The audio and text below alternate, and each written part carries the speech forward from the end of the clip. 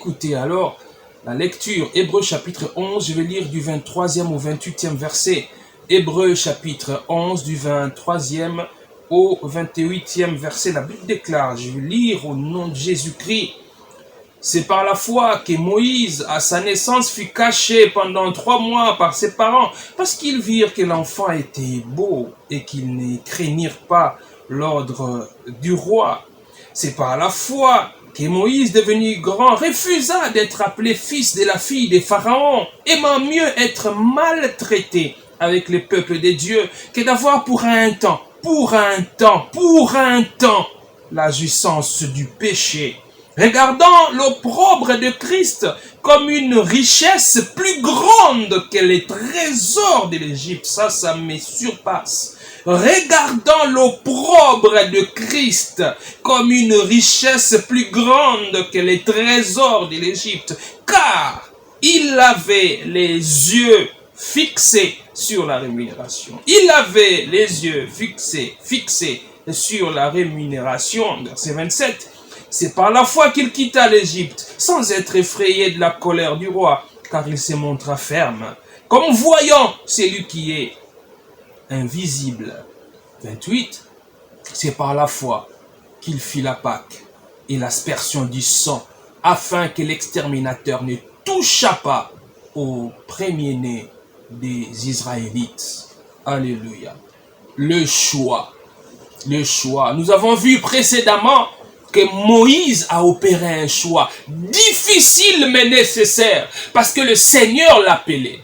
Il était appelé par Dieu, il devait donc choisir, comme nous aussi nous sommes appelés à choisir. Si, tel que vous êtes là, vous êtes chrétien, tel que vous êtes là, si vous êtes enfant de Dieu, c'est parce que vous avez eu à choisir.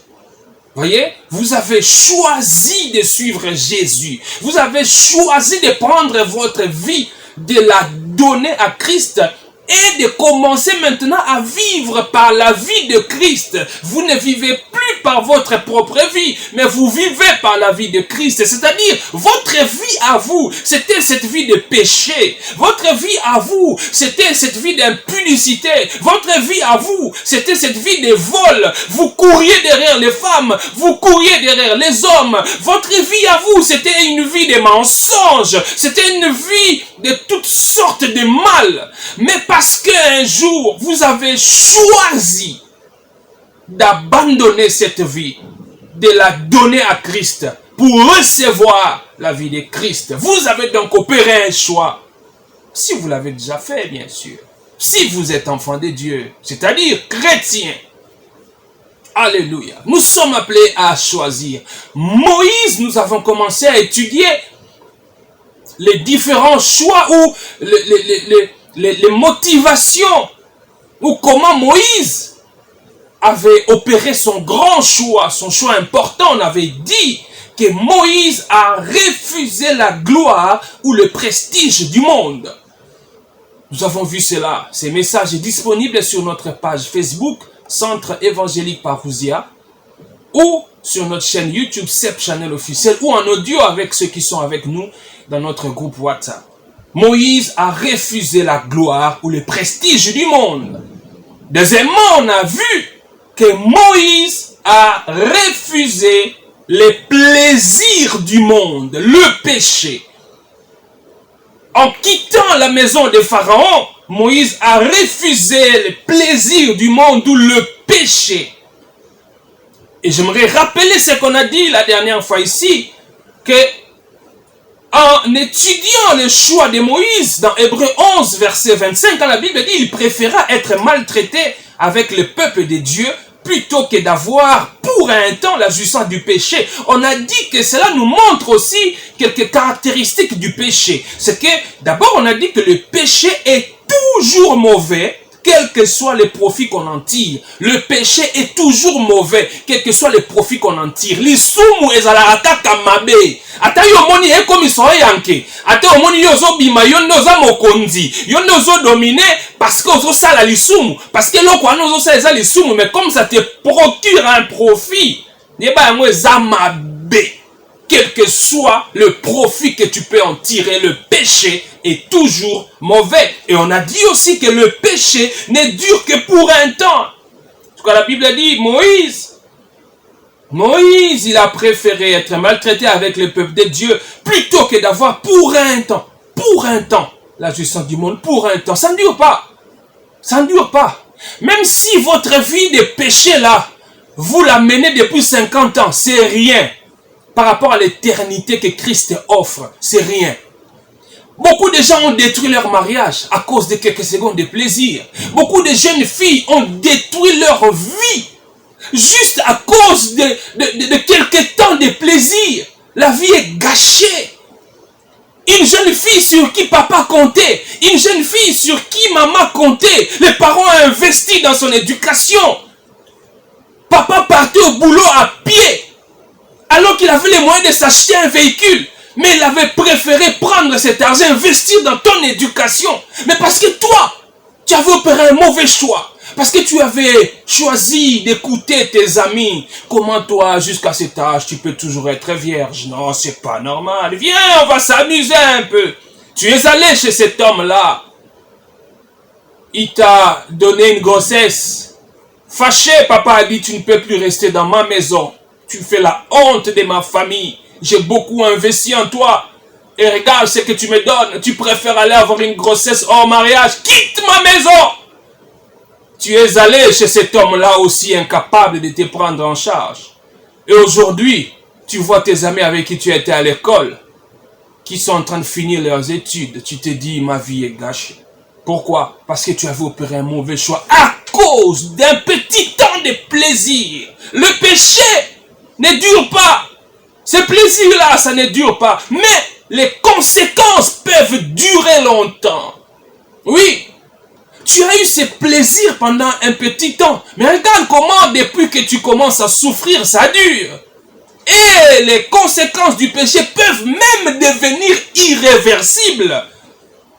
Si tu meurs dans ton péché là, tu meurs dans ton péché sans Christ, c'est fini pour toi, c'est l'enfer. C'est l'enfer. Une situation d'irréversibilité. Bazonga susimate. Soko kufi na lisumu. Okufi na lisumu mosika na Yesu esili pona yo ezali felo. On eza makambo tombonaki la fois passée. Lelo on a la troisième partie ya Matthieu kaka sur le choix. Le choix. Toza komona eloko mosusu Moïse asalaki. O nkolo Yesu Kristo akopesa biso leçon sur ça. Eloko yango tolobi nini? Tozwi yango na verset 26. Dans verset 26, il y a Hébreu 11, Bible et lobby. Regardons. Non, je préfère tout dans le verset 25 pour te comprendre bien. Bible est dans le verset 25. Verset 25, pardon. Aimant mieux être maltraité avec le peuple de Dieu que d'avoir pour un temps la jouissance du péché. Regardons l'opprobre de Christ comme une richesse plus grande que les trésors de l'Égypte, car il avait les yeux fixés sur la rémunération. Regardons l'opprobre de Christ comme une richesse plus grande que les trésors de l'Égypte. Voilà la troisième chose, c'est que Moïse a refusé les richesses du monde. Moïse a refusé les richesses du monde en quittant la maison de Pharaon. En prenant la décision de quitter chez Pharaon. Moïse qui était un prince. Il était un prince en Égypte. Moïse était un prince. Non, il n'était pas enfant d'un président. Il n'était pas enfant d'un premier ministre. Non, il était prince. Il était prince. Moïse pouvait même devenir pharaon, comme je vous l'ai dit la dernière fois. Donc, dans sa qualité de prince, vu que sa mère ne pouvait pas devenir pharaon parce que les pharaons n'existaient pas. Les femmes n'accédaient pas au trône. Moïse pouvait accéder au trône. À cette qualité de prince, Moïse avait accès aux richesses de l'Égypte. Il avait accès aux richesses de l'Égypte et il en possédait certainement beaucoup. L'Égypte était riche, que dis-je, très riche. Même actuellement, j'ai déjà eu la grâce de faire un tour en Égypte, au Caire. Je suis allé voir les pyramides d'Égypte, les tombeaux de leurs pharaons. Vous voyez que ça reflète la gloire et les richesses de ce pays. C'est vrai que les richesses de l'époque de Moïse ne sont pas comparables aux richesses d'aujourd'hui, de l'Égypte moderne aujourd'hui. Mais quand vous voyez les antiquités, quand vous voyez les vestiges de ce qu'a été l'Égypte ancienne, vous comprenez que à l'époque des pharaons, l'Égypte était puissante et riche. D'ailleurs, actuellement, une des grandes sources d'argent de l'Égypte actuelle, c'est le tourisme. Le tourisme. Les gens viennent voir ces pays, ils viennent voir les pyramides, les tombeaux de leurs pharaons, tout ça. Ça fait entrer beaucoup d'argent. Moïse était riche, il possédait des richesses. Mais la Bible dit, Moïse a renoncé à ces richesses-là parce que ces richesses de l'Égypte étaient considérées comme un péché. Ça peut paraître anormal de nos jours que quelqu'un puisse renoncer aux richesses. Quel que soit ce que tu peux dire. Hein? Quel que soit ce que tu peux dire aux gens aujourd'hui. Non, bon, moi, Dieu m'appelle. Ces richesses-là, pour moi, ça constitue un péché parce que ça ne vient pas d'une bonne source. Je dois m'en débarrasser parce que ça constitue un obstacle dans ma marche chrétienne. Je suis obligé de quitter cette vie-là pour suivre Christ. Si tu dis ça aux gens, on va te prendre pour un fou. On va te prendre pour un fou. Mais Moïse, qui pouvait, comme tout être humain, être tenté de conserver ses richesses? Mais il y a renoncé. Oui, il y a renoncé. Quelqu'un peut dire, mais pourquoi Moïse n'a pas pris ses richesses et parti avec? Non, il ne pouvait pas. Il ne pouvait pas prendre ses richesses de l'Égypte, partir avec. Parce que n'oubliez pas que ces richesses étaient considérées comme un péché. Donc, on ne peut pas suivre Christ en gardant certaines choses, certains comportements, certains faits qui hier nous procuraient un certain avantage, mais dont la source était un péché. On ne peut pas les garder en suivant Christ. Alléluia. Je ne vais pas trop insister là-dessus. Je sais que le Seigneur est en train de te parler dans ton cœur. Oui, il y a des gens qui doivent se débarrasser de certaines choses pour suivre Christ. Je ne vais pas les énumérer. Je préfère que le Saint-Esprit te parle dans ton cœur. Alléluia. La Bible dit, regardant l'opprobre de Christ comme une richesse plus grande que les trésors de l'Égypte, car il avait les yeux fixés sur la rémunération, verset 26, Hébreux 11. Quand la Bible dit Moïse, il regarda l'opprobre de Christ comme une richesse plus grande que les trésors de l'Égypte. Est-ce que vous comprenez ça, mes frères? Et bimandeti, nakibomoto boko comprendre te Moïse. Mais nzamba no lingolanda pisu de hanini. Ozu nini Moïse? Oza prince d'Égypte. Oza ba mbongo ebele. Oza na ba biloko ebele. Siko yo préféré pour la nanzambe wana, donc o abandonné na yo ba richesse non sur Égypte. Bible le dit parce que Moïse, regardant l'opprobre de Christ, amonaki soni ya Yesu. Otiki na obozui likolo ya soni. Non, ça dit que mutu a préféré na ye atika bozui pona ke no yamba na soni. Oh mon Dieu. J'aimerais d'abord insister sur le verbe regarder ici. Quand la Bible dit que Moïse, il regarda l'opprobre de Christ, ça veut dire quoi? Ça veut dire que Moïse a pris le temps de réfléchir. Il a pris le temps de peser le pour et le contre. Moïse, il n'a pas décidé pouf comme ça, non. Ça veut dire qu'il est peut-être arrivé à un moment donné dans son cœur des hésitations. Moïse était peut-être dans la même situation que toi aujourd'hui. Tu te demandes, le Seigneur m'appelle. Oh mon Dieu, dois-je tout laisser pour le suivre? Le Seigneur m'appelle, mais ce boulot que j'ai, oui c'est vrai que c'est un boulot qui n'honore pas Dieu. Mais si je laisse ça, si je dois le suivre, mais comment je vais vivre? Comment? Mais qu'est-ce que j'aurai chez lui? Qu'est-ce que j'aurai?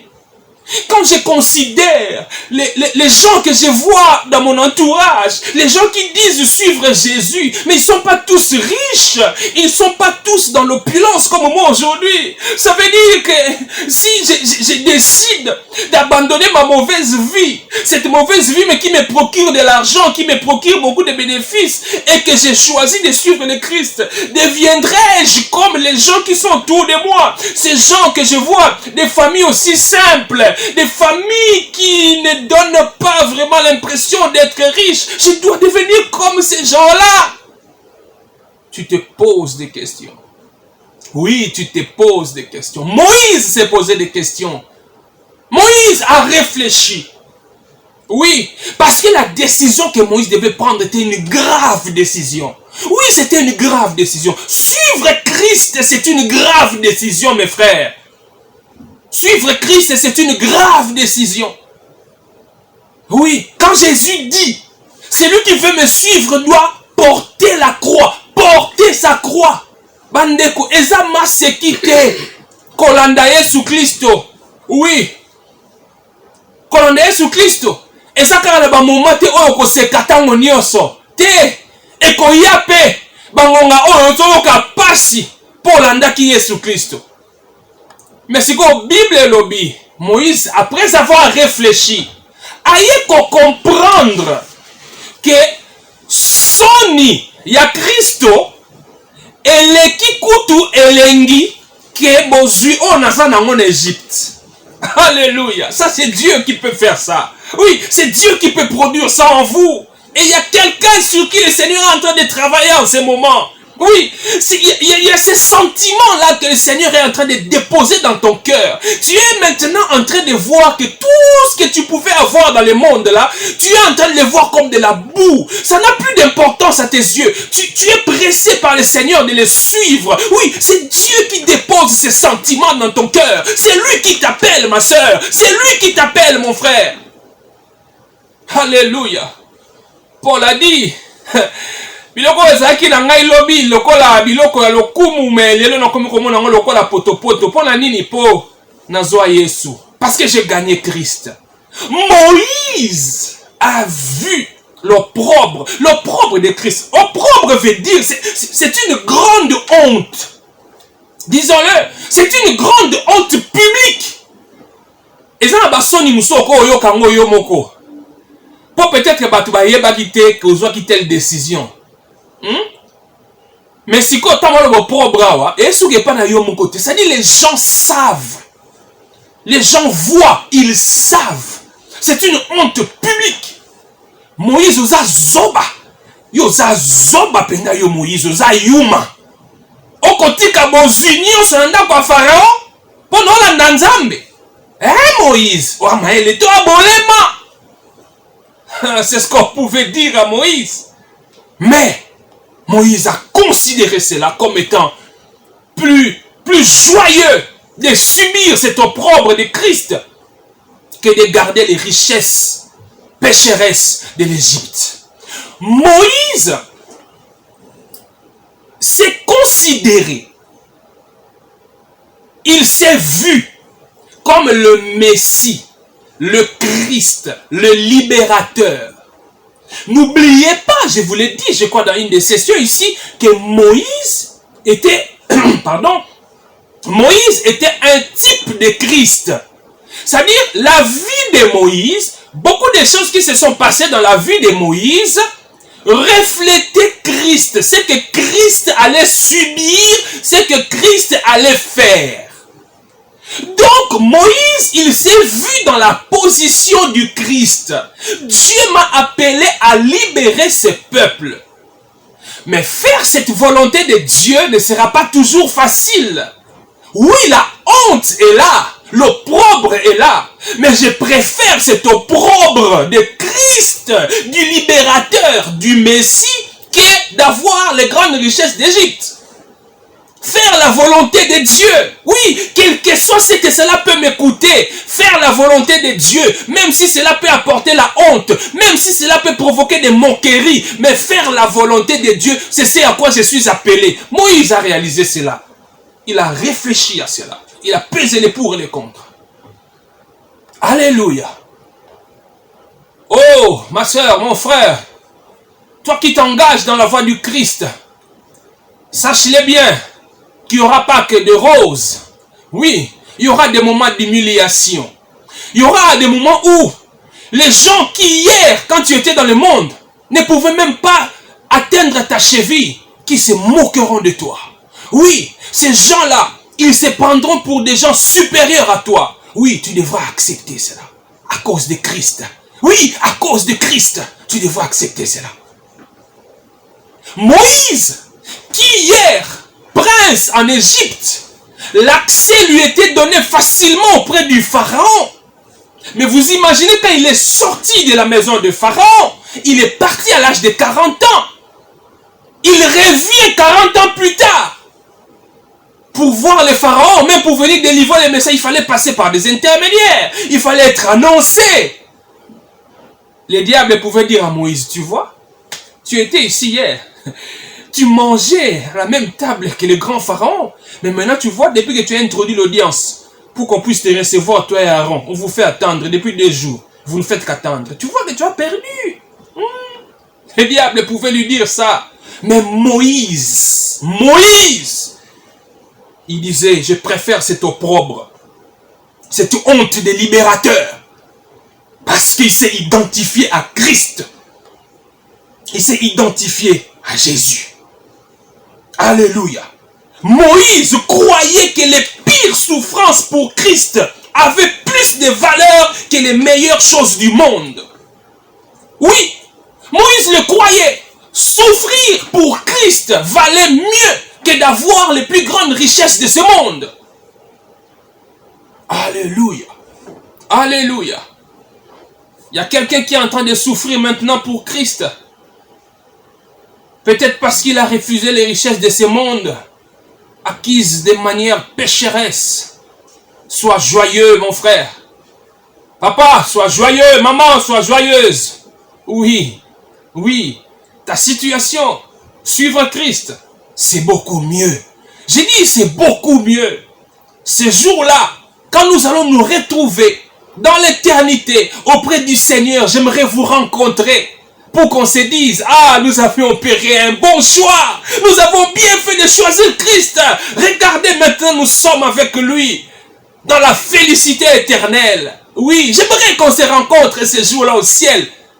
Qu'on reparle encore de ces moments qu'on a vécus sur terre. Ces moments difficiles. Ces moments de honte.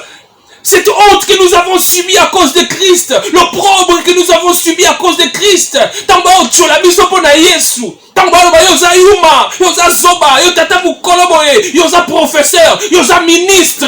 Comment na rana yo, na grande na yo, comment kola na makambo Yesu wana. Ba humiliation wana nyonso to bossa nango. To bossa nango. Tango to kozala na ye. Alléluia. Alléluia. La Bible dit, regardant l'opprobre de Christ comme une richesse plus grande que les trésors de l'Égypte, car il avait les yeux fixés sur la rémunération. Hein? Car il avait les yeux fixés sur la rémunération. Voyez ce qui a fait la force et la détermination de Moïse. Malgré toutes les conséquences qui pouvaient être engendrées par la décision qu'il avait prise. Mais Moïse pouvait tenir, oui, dans la souffrance, dans les regrets que les diables pouvaient l'inoculer. Non, Moïse, la Bible dit, parce que Moïse, il avait les yeux fixés sur la rémunération. Les yeux fixés sur la rémunération. C'est-à-dire que Moïse s'est dit, je perds, entre guillemets, les richesses d'Égypte, mais il y a une plus grande richesse que je suis en train d'acquérir. Bozwi wana Égypte na tiki yango po eza ya masumu. Mais nkondo akopesa ngai koleka bozwi oyo na tiki na Égypte. Omoni eloko Moïse ami lobelaki. La rémunération. La rémunération. Ça veut dire que Moïse, quand le diable pouvait lui dire, hé petit, qu'est-ce qui te prend là? Qu'est-ce qui te passe par la tête? Hein?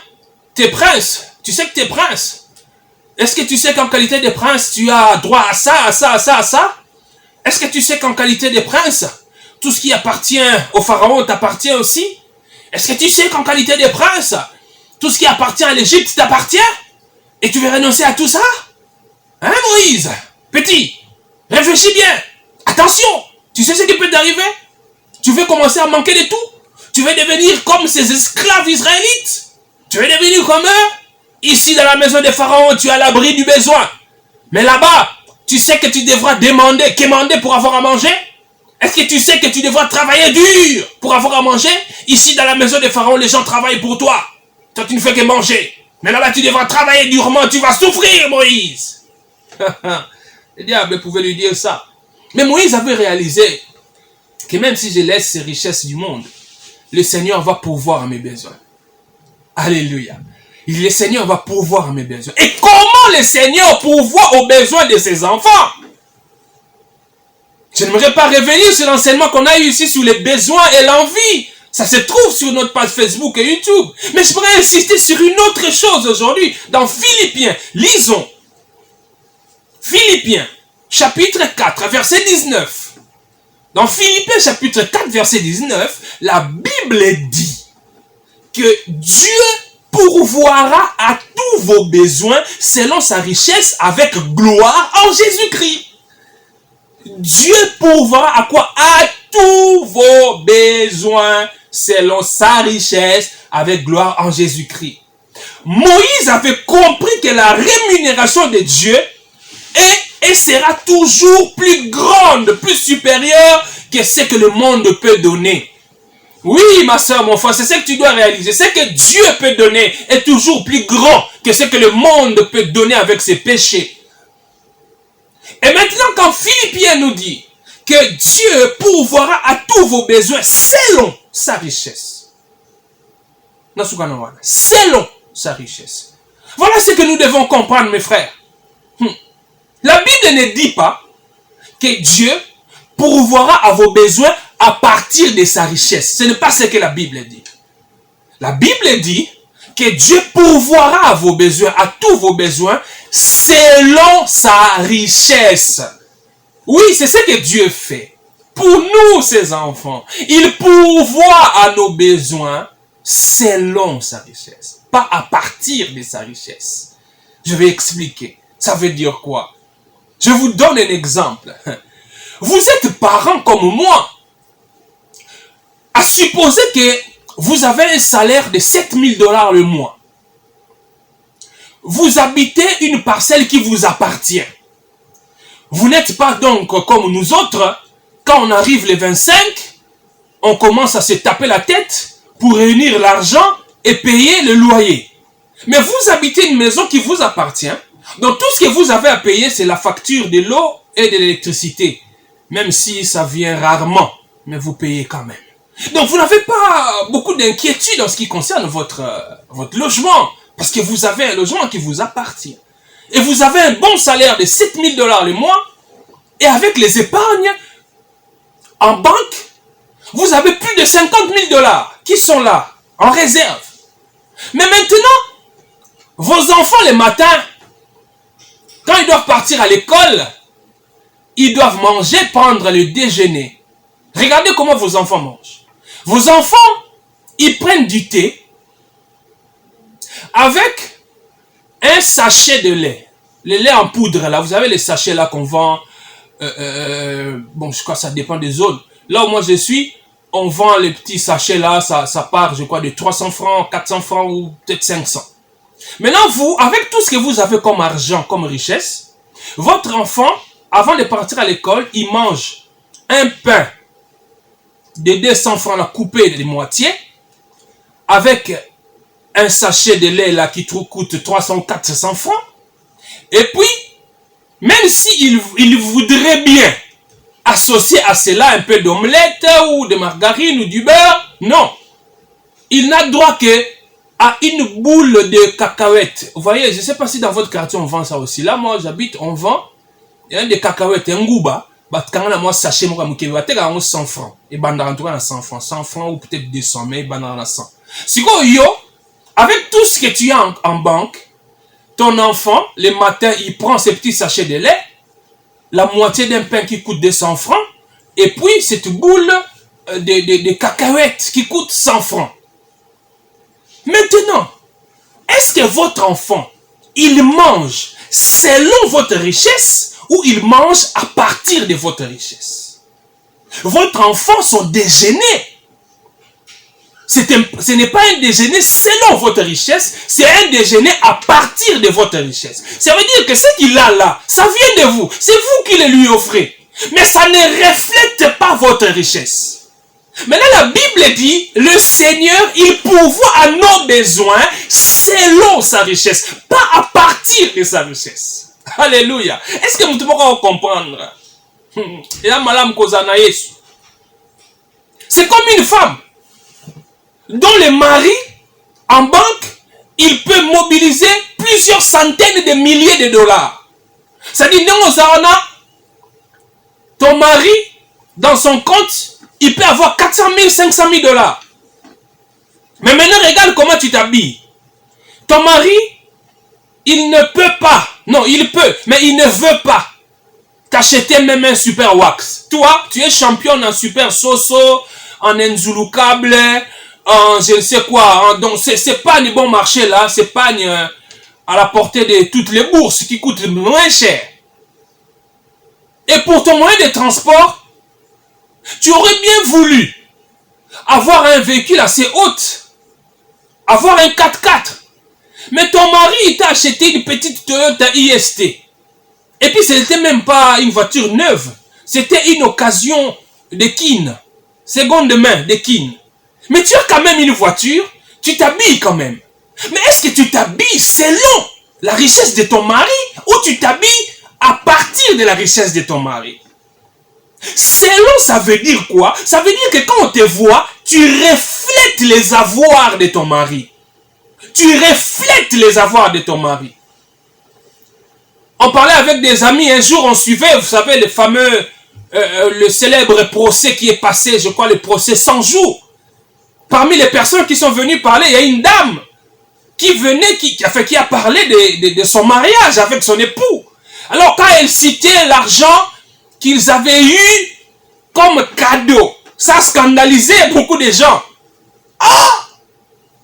Je ne sais pas si elle est parlé de 800 000 dollars. Je sais pas, 800 000 ou 1 million, quelque chose comme ça, en termes d'argent, d'enveloppe remise comme cadeau. Les gens étaient scandalisés. Waouh! Tout ça, lors d'un seul mariage, une seule soirée, on vous donne autant d'argent. Oui, les gens là ont donné selon leurs richesses. Et quand vous regardez ces mariages-là, ceux qui étaient invités, ce n'étaient pas toujours des gens ordinaires. C'était des gens qui pouvaient sortir 100 000 dollars là, donner pour lui, ça lui fait rien. Ils ont donné selon leur richesse. Mais la Bible dit maintenant, Dieu, il répondra, il pourvoira à tous vos besoins selon sa richesse. C'est ce que vous devez réaliser. Vos besoins. J'ai dit vos besoins, pas vos envies. Je ne parle pas des envies. N'oubliez pas que Dieu ne répond pas à nos envies, Dieu répond à nos besoins. Et il pourvoira à nos besoins selon sa richesse.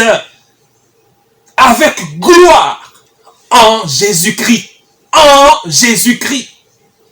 Quand la Bible dit avec gloire, ça veut dire que selon ou dans la perspective de Dieu, quelque chose peut paraître moindre devant les hommes, mais devant Dieu, cela est très grand.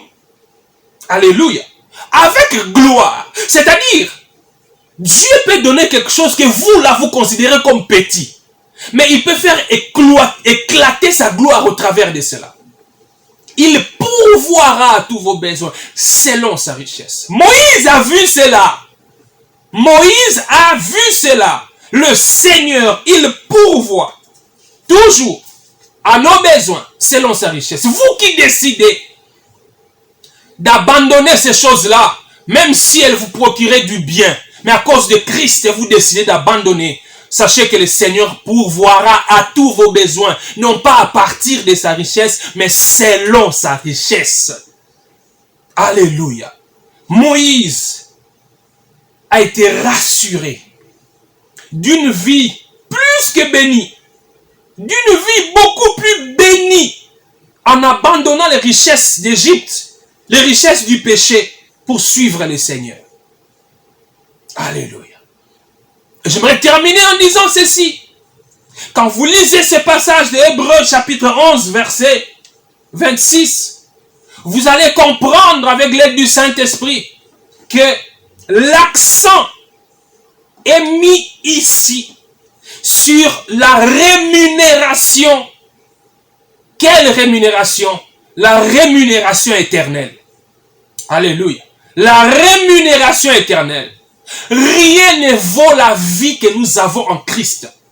J'ai dit, rien ne vaut la vie que nous avons en Christ. Ce jour-là, tant tokokuta na lola, tokobeta lisolo. Ya makamu nyonso tomonaki wana se, ba pasi nyonso tomonaki na se, kotiola ba nyonso tozwaki wana se. Mais tant tokozala na lola, nous serons en train de jouir de la plus grande rémunération que le Seigneur peut nous donner, la vie éternelle. Alléluia. Cette vie éternelle qui va se poursuivre au ciel commence sur cette terre.